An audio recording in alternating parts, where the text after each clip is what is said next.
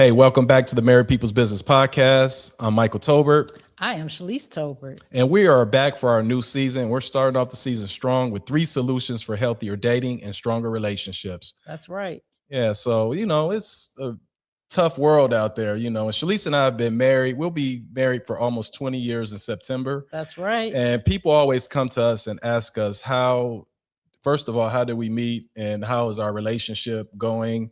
I tell you, y'all, it's rough. It's rough out there sometimes. Here we go. It's rough out this there. how we starting out the season. It's rough.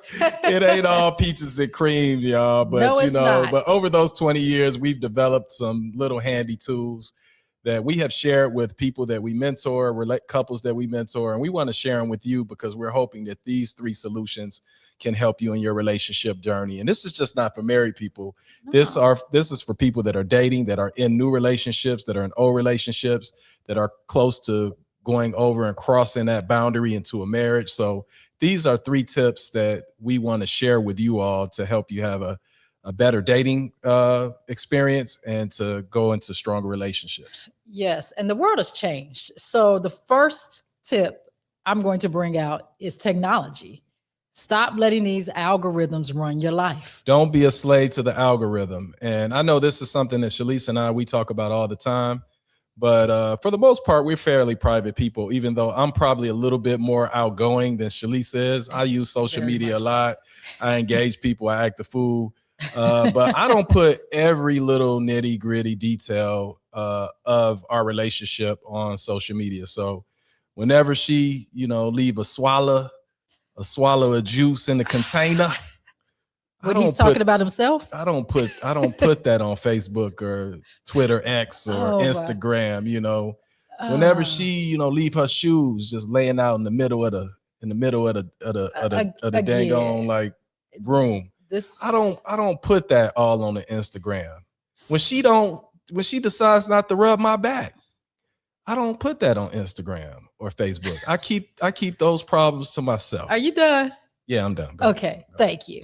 So getting back to how we can use technology with our dating and social lives and love lives, it's not a bad thing to use technology because you got all these dating apps that are out there that are helping people find one another. So, you can use it in that way, but an unhealthy use of technology can damage a relationship or even, the start of dating. So we have to be careful. We live in a culture that's got endless scrolling.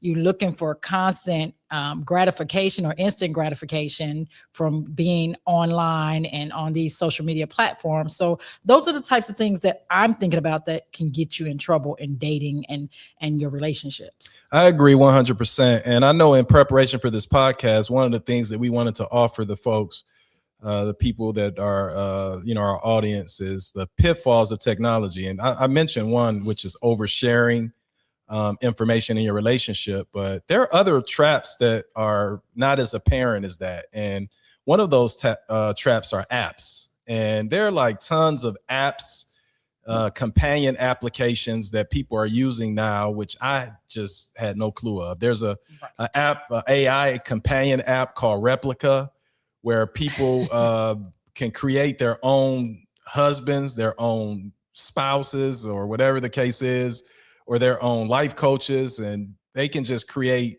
companions that can get them through the day-to-day. And what might appear to be something that is harmless, those things have been systematically shown to create isolation and to create the less of a need for people to be companions. So I would say be careful. It's good to use technology, but we can't become over-reliant on it, especially in our relationships. So some of the things that I think will help with technology being kind of out of your relationship. When you go out, no phones during your date, during dinner, lunch, whatever you're doing together. Let's make it a no phone policy at that time, unless it's an emergency. I agree with that. And one of the things that Shalise and I try to do is try to keep our phone messaging and emails and text messages to a minimum, because you want that you want to be fully engaged in your relationship. You want to be able to listen to what the person that you're with at that time is saying. Yep. And one of the best ways that you can show respect and love for the person that you're with is to show that you're paying attention to them. And I know I see so many young daters that are out there, and they're on their phones, they're scrolling, they're on Facebook, they're on social media. And that is just, I know we're living in a new age, but I think that is a problem because we become less connected. Yes, it even happens when you see, families together at, a meal and everybody pulls out their phone. So this can just apply to stronger familial relationships. But the other thing I think that helps, if you make sure that you're not entertaining any of these DMs. The DMs, people be sliding into the DMs like, hey, what's up? You can't entertain all that. I mean, especially if you're showing interest in one person, leave that alone. If you're just trying to figure out who you want to see, I understand how social media can work for you to learn people and meet new people. But once you select somebody, leave those DMs alone. Yeah, so I'm like 51, so like leave the DMV. Don't go to the D. Don't. What's the V for? Don't. What's the V? You said the DMV, didn't you? I said the DMs. Oh, What's the V I thought for? you said the DMV. What's the V? Okay, What's the I was V about for? to say, how am I gonna get my license? You so extra. Here we go. Recertified, but So what? Stay out the DMV, fellas. Stay out the DMV. Stay out these girls' DMVs. Okay. So I think you hit a great point though. All of this is basically saying be fully present. So during your time together. So the next thing I would say that is a full force thing you have to intentionally do is deal with how you communicate. Communication itself. Say what you mean and listen to understand. No, that I tell you what, because back in my day, like this is like this this is like my strong suit. Y'all know, what I mean? Like, I learn something new every time we do an back, episode, right? Back in my day, like I don't these young players. I'm gonna sit up straight for this. Yeah, sit up straight for Uh-huh. it. Like these young players, they don't, like they don't talk to the woman. They don't Here we go. they don't finesse her mind. They don't finesse her spirit. You know what I mean? Like I did all of that. They can't say good morning, queen in the text. No, that's weak, man. Like, you gotta where Cuddy at from Dead Presidents? Where Cuddy? Willie? Yeah, Cuddy. Willie Oh Earl. my Yeah, gosh. like that, what happened to Cuddy? Like, hey, baby girl, I stopped by there and you wasn't there. Oh yeah, it's Saturday. That Cuddy game. You know what I mean? Like Cuddy just dropping by unannounced. I see my girl, back there asleep. Like what happened to Oh Cuddy? my God. What happened? Okay. What happened Come on, to Cuddy? get to it. Cuddy said, oh yeah, I forgot it was Saturday. See these players, these young people don't know what I'm so talking over about. you right They don't now. know. What happened to Willie Earl? The Willie Earls of the world. Like these brothers ain't. That's a grandpa. These brothers. Willie Earl. I'm telling you, Willie Earl and Cuddy, those are lost arts because Willie. I tell you, like Cuddy didn't send no text message. Cuddy said, "I dropped by on you, and it was Saturday, and I missed you." So I think that I know we're joking, but there's an art to communicating with the woman. There's an art to communicating with the man. Because we like direct communication as well. And you develop a little bit of a better rapport as opposed to just reaching out to that person in a text message or even a DM. I know that, those, we talked about that earlier, but those are forms of technology that we use, but I think we overuse them, especially when we're trying to develop a relationship with somebody or trying to get off on firm ground with somebody. I think it's nothing better than that personal touch, going out on a date, communicating with that person, talking to that person, as opposed to texting, picking up the phone, and finesse her mind, fellas. Finesse her mind and her body and her soul and her spirit, like them old players in the 90s used to do. Well, and if you're already in a relationship or marriage, you're together, leave a note, a love note, put something in their car. Do anything that communicates outside of our world of technology and social media, because those things, I have notes that Michael wrote me randomly. He's written me over the years that I keep. I've had 3 cars or 4 cars since we've been married. And he wrote me a note, I think, from the car that I had from when we got married to now. I still keep it in my car, and it says make today a masterpiece. See that, fellas? I was finessing that mind, Shut y'all. the front I was all up in. He was Willie Earlin. I was all up in Get your that. finger from my face. I was all up.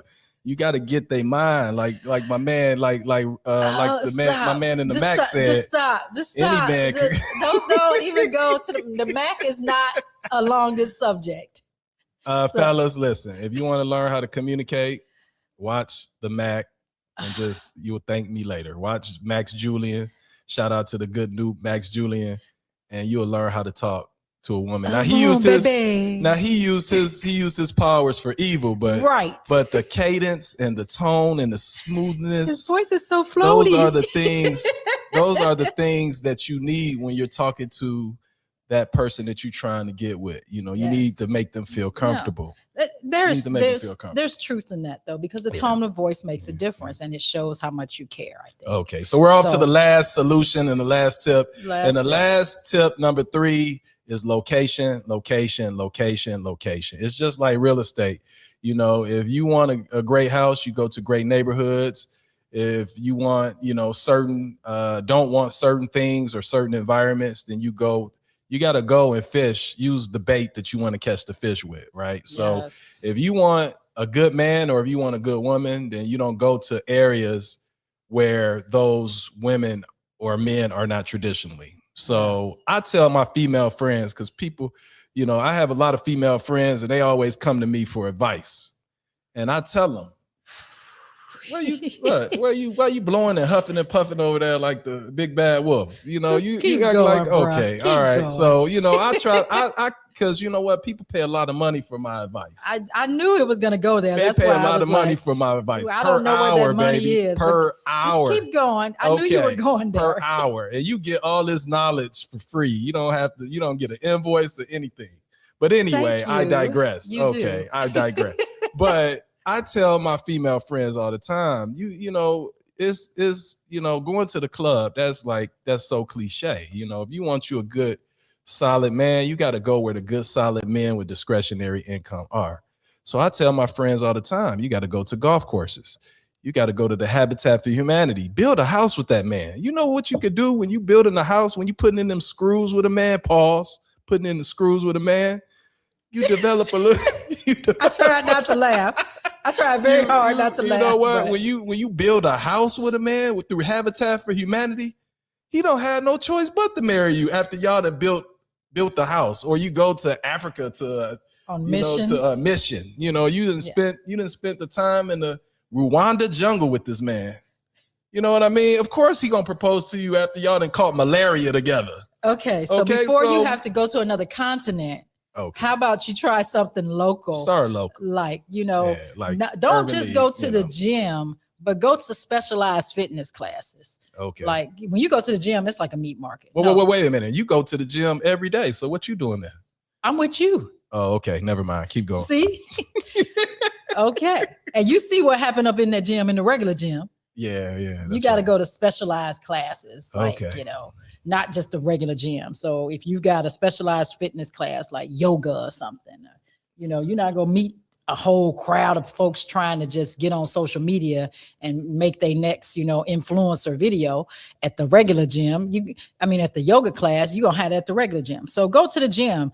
Like Michael said, seriously, like when you volunteer for things, you meet people that have good values. You're working side by side. You have things in common, right?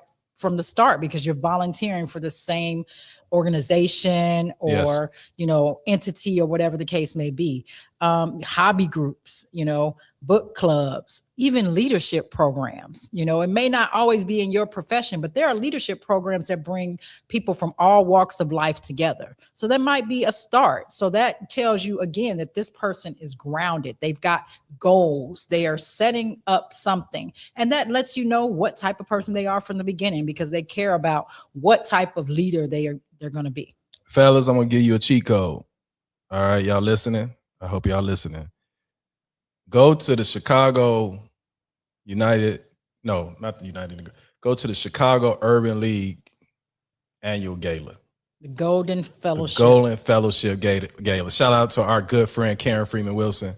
But Golden Fellowship we dinner. go to that gala every year, and I'm a married man, so I'm not looking at anything. How he know to tell y'all? I'm not looking. But what I'm saying is it's a lot of money in the room. It's a lot of people of high caliber in the room. And what I notice is a lot of single ladies in at those galas. At the galas, Yeah, period. there are a you lot. got those galas like that. Yeah, so I say you go to the Urban League, Northwest Indiana Urban League. Shout out to our mentor, one of our mentors as well, Vanessa Allen. She has events, diversity luncheons, where you can meet some very strong, like-minded people. Church is a great place to meet someone. The golf course, I always tell my friends, the golf course, you want to go hit the links, learn, pick up a hobby that traditionally people have not necessarily, particularly in our culture, have not necessarily gravitated to. But golf is an excellent way to meet if you want to meet a pretty solid man with discretionary income. You know he's going to follow the rules because golf is full of rules. Wow. So it attracts a lot of different rule-abiding brothers with discretionary income, which is what most of the time that's what we're looking for, right? Not what I'm looking for, but what the ladies are looking for, right? Well, and the other thing that I'll say is, whatever area you're in, we're in the Midwest. So we say Chicago, Northwest Indiana, we're in Gary, but in your areas, go to those galas, go to those balls, go to those dinners, those networking events, your professional organizations that you're in, you might meet someone there. But the other thing that, you think about is it, again, tells you about the type of person that person is. And when they're attending those type of events. And then, as Michael talked about golf, what about this new little wave of pickleball? Pickleball. That might be something where you can go. It's specialized. It's specialized. You trying to get them a sugar daddy. A pickleball, they get them a man with a pen. First of all, you act like you're not 51. I'm a good looking 51 though. You are a fabulous, look at my handsome skin, though. 51. Look at my However, joint. Look at my we're joint. talking to people of all ages.